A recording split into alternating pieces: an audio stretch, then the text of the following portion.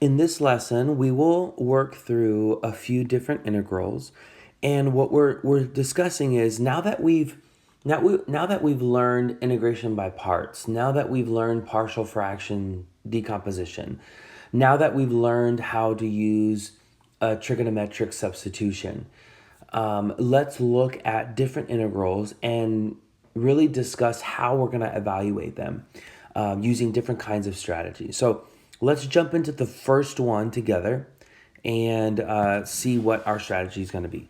Check this out. We are going to evaluate this indefinite integral. It is sine of x plus 1 all over cosine squared of x dx. So here, one strategy that might be helpful is to break this expression, the integrand, up into a sum of terms.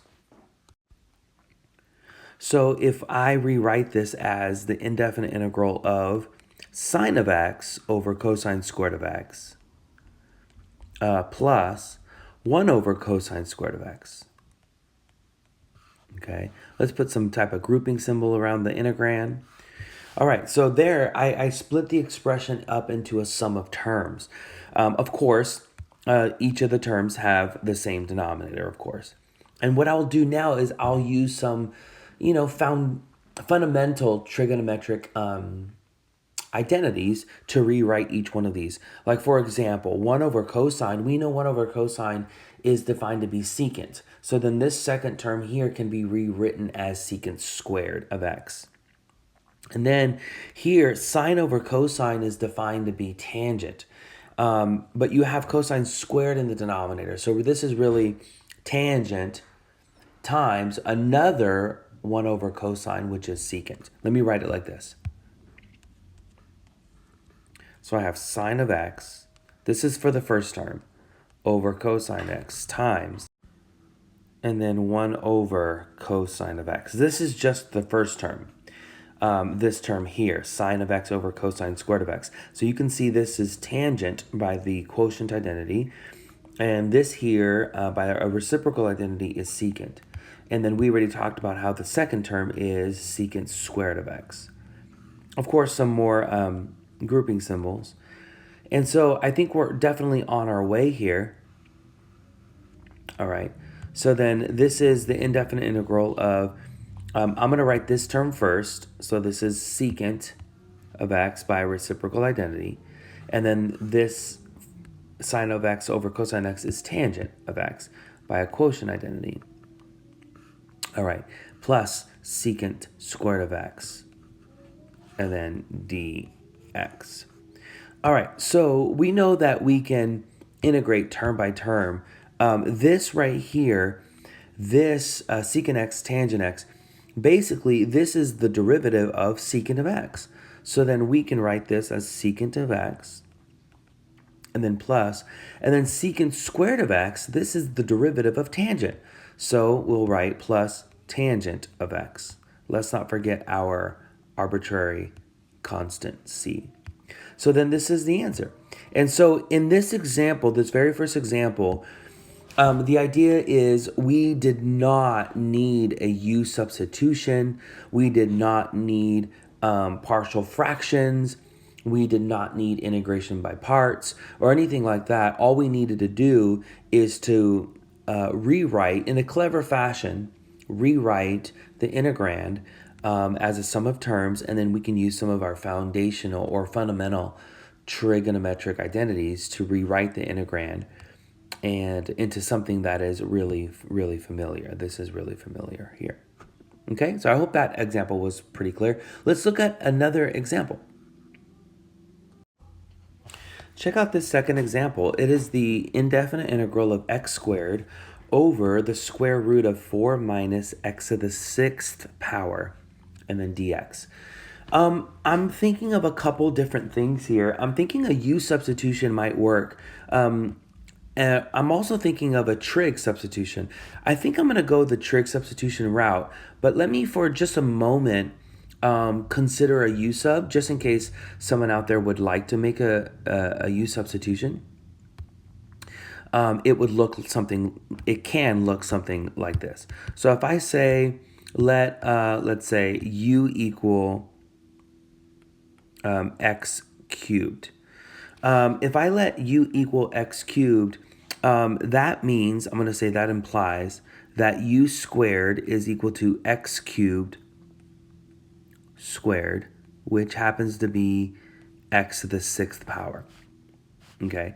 Also, let u equal x cubed. That also implies that du is equal to 3x squared dx. This statement right here implies that a third du is equal to x squared dx.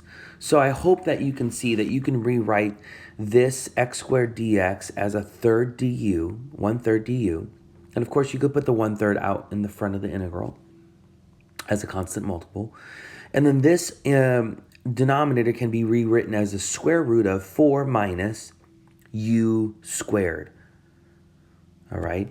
And then hopefully you see that you can use a trig identity there, or actually one of your inverse trig functions, right? Which it should lead you to inverse sine. What I'm going to do is, so you might want to go further with that if you'd like. Actually, before I abandon this, let me show you what I would do next if I continued with this strategy. So I have a third du. Remember, a third du, right here, a third du is x squared dx. So x squared dx just got replaced with 1/3 du. Okay, and then this denominator can be rewritten as 4 is 2 squared minus u squared, like that. So you should know that this is, you know what, I'm just going to finish this problem since I'm so close. We should know that this here is of the form of inverse sine. So then the answer is 1/3, and then inverse sine of, and then this will be u over 2. When I reverse the substitution and put everything back in terms of x, then it's inverse sine, 1/3 inverse sine of, don't forget that u is x cubed. So then this is x cubed over 2, and then let's not forget the plus c. That's the final answer. But I would like to go back and consider a different strategy, just because, you know, one of the beauties of math is that we have multiple routes we can take many times, right? That there's different approaches, different ideas that can all be correct and lead to the correct solution. So this is one strategy. So if you're a fan of making a u substitution, then you're probably loving this strategy here. And I think it's great. I happen to be a big fan of trig substitution, so I would love to consider making a trig substitution here. So what I'm going to do is I'm going to erase what I've written and go back to the beginning of this problem and try a different strategy. All right, I'm back at the original problem, and I want to make a trig substitution here. So I'm going to say let x cubed equal 2 sine of theta. What is leading me to that decision is the form that this is in. Okay, I have the square root of, this is a perfect square, it's 2 squared, minus, and then this is a perfect square. And so this is one of the strategies that you and I discussed.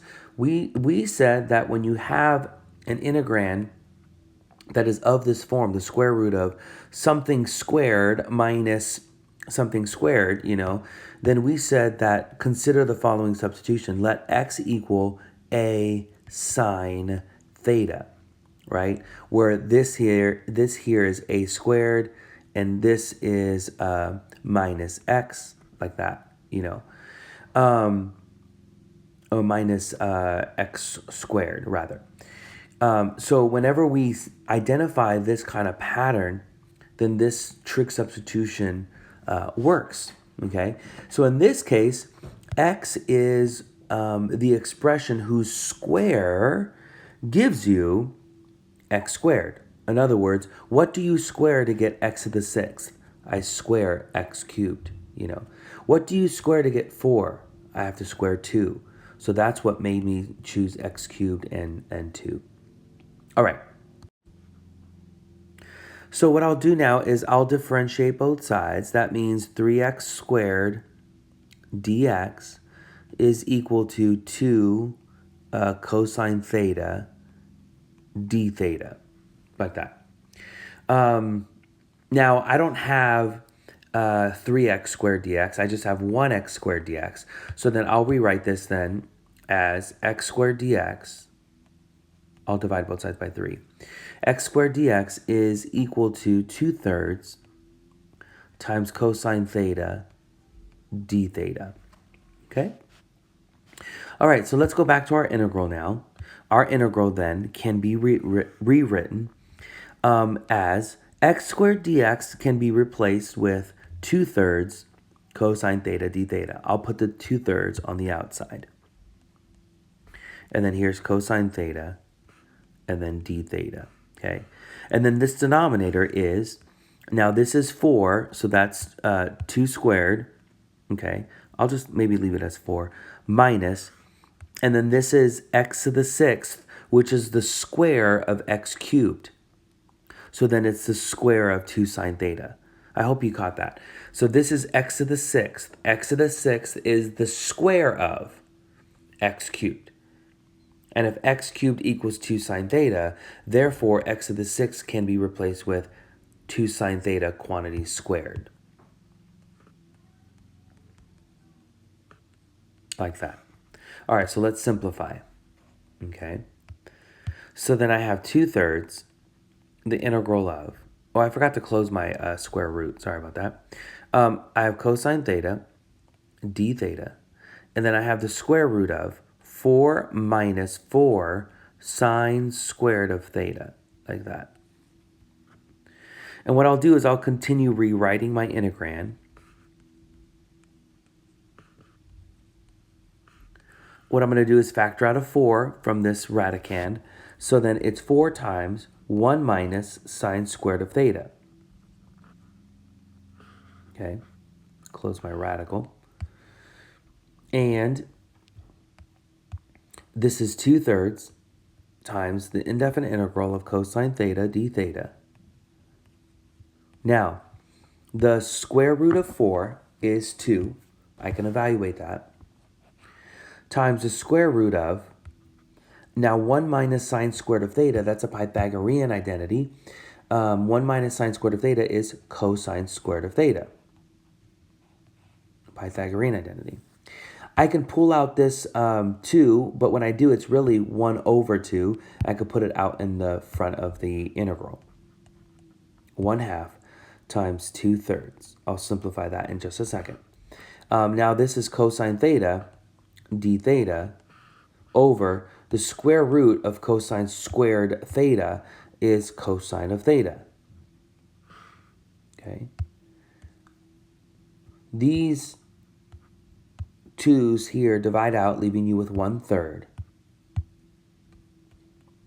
And look at this integrand now. It is simply 1 d theta, which is 1/3 times theta, and then a plus c, of course. Now, let's go back to our substitution. You and I made a substitution. You and I said earlier that x cubed is equal to 2 sine theta. So let's solve for theta. So that means that x cubed over 2 is equal to sine theta. That's equivalent to saying that theta is equal to inverse sine of x cubed over 2. So I'll make that substitution to write my final answer. My final answer is 1/3, I was right here, times theta, but theta is this expression. So 1/3 times inverse sine of x cubed over 2, let's not forget plus c. So I'm glad we're seeing two different strategies for getting the same result. Trig substitution is what this was, and before this we used a U substitution. So either way, let's move on.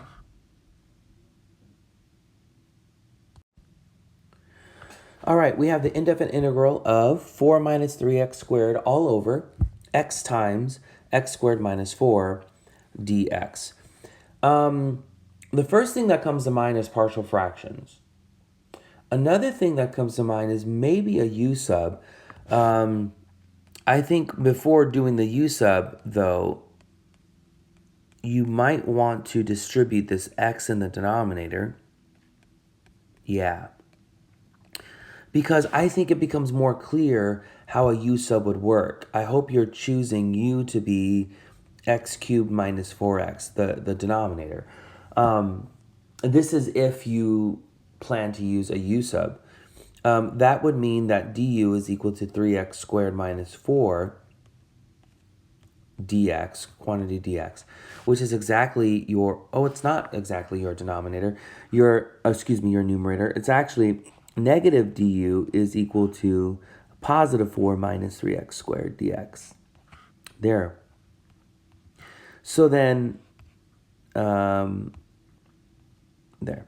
then this integral can be rewritten as negative, and then the indefinite integral of just du, yes, du over u. Yeah.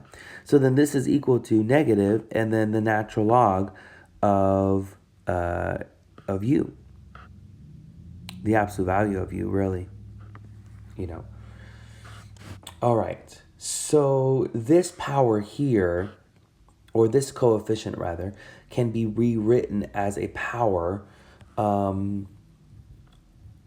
power of the argument of this natural log function using the power rule for logarithms. So then you can rewrite this as the natural log of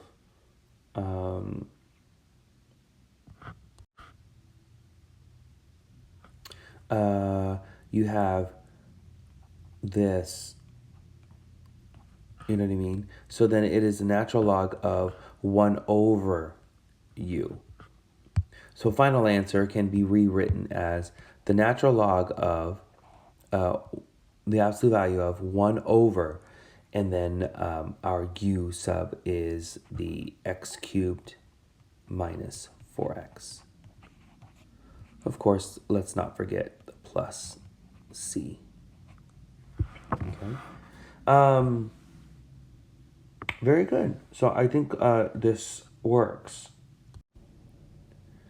Another thing you could do, if you wanted, is partial fractions. So what I'm going to do is I'm going to take a moment and do this problem again, but using a different strategy, using partial fractions. So allow me to clear the board and to start fresh, but I'm going to attempt partial fractions. Okay, in the very beginning of the partial fraction process, you want to make sure your denominator is fully factored, and it's not. It's not fully factored.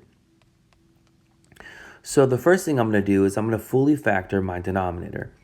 We know that x squared minus 4 is a difference of two squares. So let's factor it as such.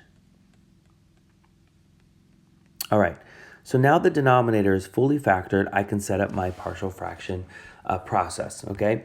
Now, I'm going to drop the integral symbol just for a moment and just deal with the integrand, okay? I'll bring back the integral when I'm done with the partial fraction process. So then I have 4 minus 3x squared over x times x plus 2 times x minus 2. Please notice that the denominator has 3 factors, and all 3 factors are linear, and none of them are repeated, okay? They're all non-repetitious, right? Non-repeated linear factors.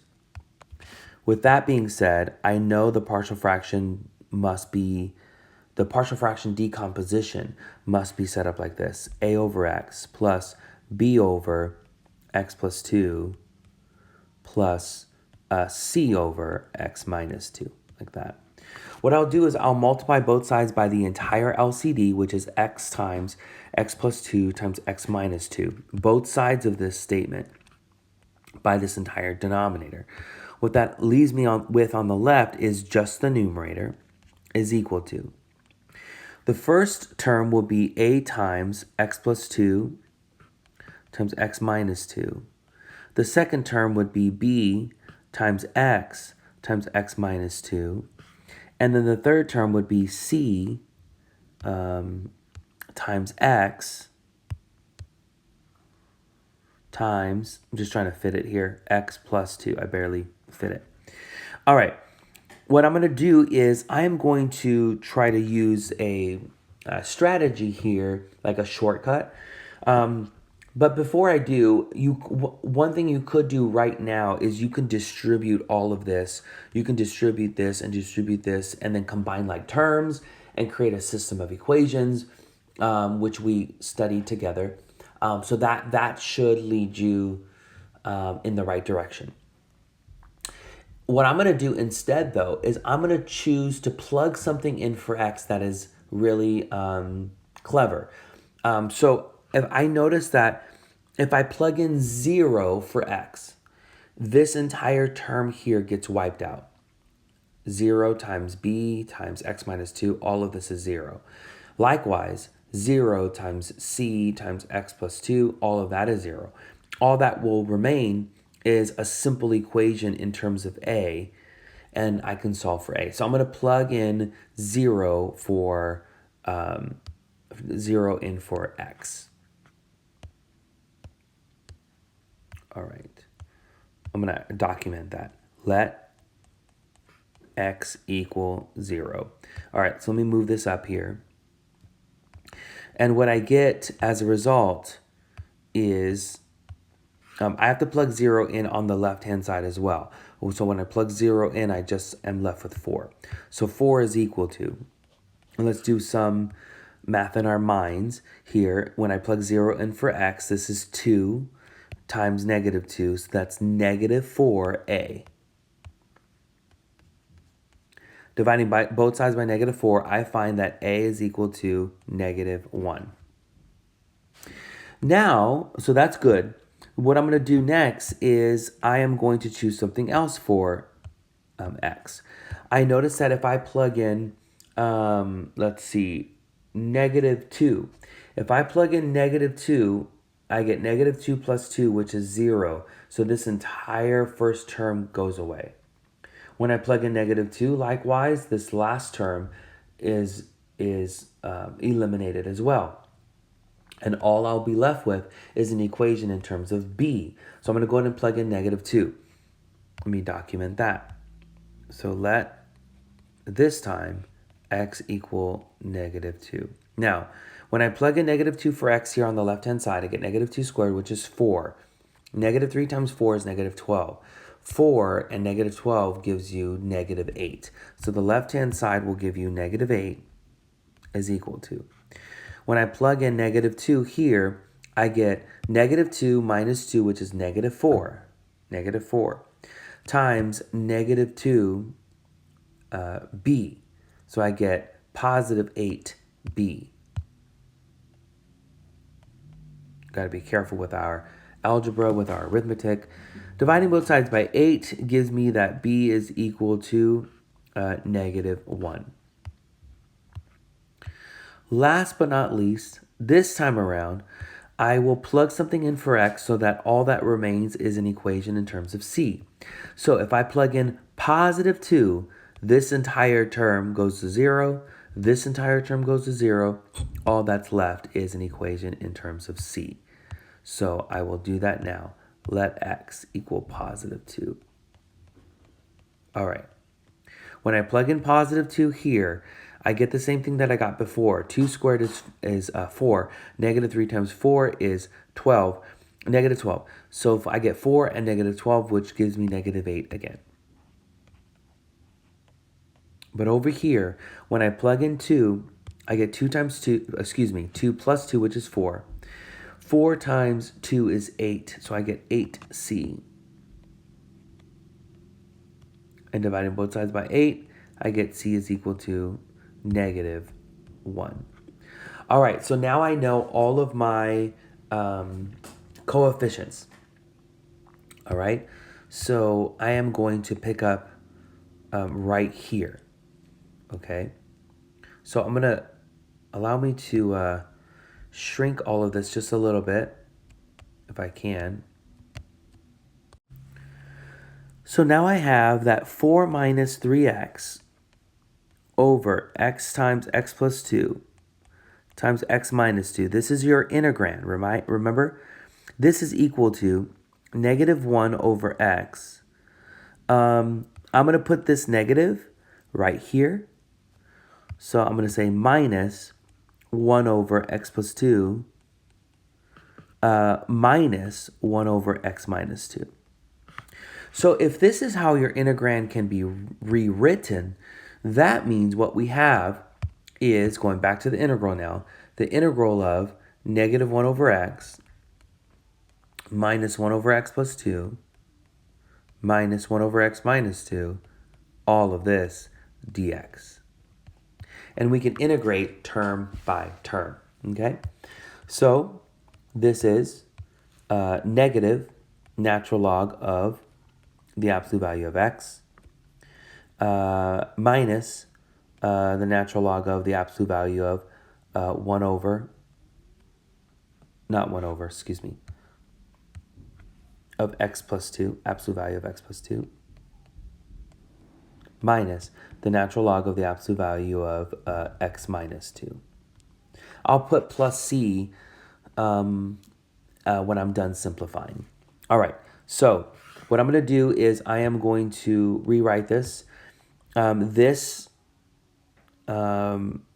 see, how should I do this? Okay, I'm going to put all of these coefficients back up as powers on the argument of each one of these logarithms. What that'll allow me to do is rewrite these as the natural log of the absolute value of 1 over x plus the natural log of the absolute value of 1 over x plus 2 plus the natural log of the absolute value of 1 over x minus 2.